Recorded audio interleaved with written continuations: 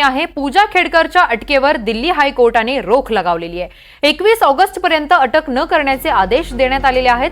पुढच्या सुनावणीपर्यंत पूजालाच्या अटकेला मज्जाव घालण्यात आलेला आहे। अतिशय महत्त्वाची बातमी आहे, पूजा खेडकरनी चौकशीला सहकार्य करावं असं सुनावणीवेळी कोर्टाने म्हटलेलं आहे। या संदर्भात अधिकची माहिती देत आहेत आमचे प्रतिनिधी रामराजे शिंदे। राम, पूजा खेडकरांच्या अटकपूर्व जामिनाच्या याचिकावर आज हायकोर्टात सुनावणी झालेली आहे।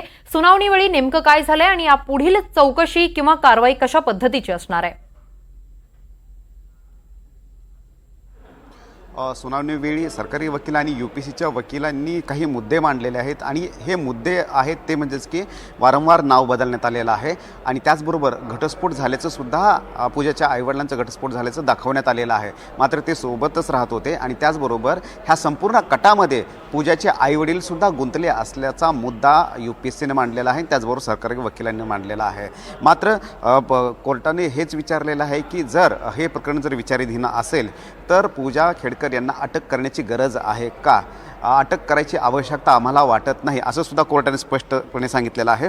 आणि जर चौकशी सुरू असेल किंवा हे प्रकरण विचाराधीन असेल तर तात्काळ अटकेची गरज नाही। पुढील प्रकरण जे आहे ते साधारणतः 21 ऑगस्ट रोजी असणार असल्याचं सांगण्यात आलेलं आहे आणि त्याचबरोबर नोटीससुद्धा बजावण्यात आलेली आहे। यूपीसीला सुद्धा ही नोटीस बजावण्यात आलेली आहे आणि दिल्ली पोलिसांना आपलं स्पष्टीकरण हे हायकोर्टाच्या समोर द्यावं लागणार आहे आणि तोपर्यंत 21 तारखेपर्यंत पूजा खेडकर यांना अटक मात्र करता येणार नाही।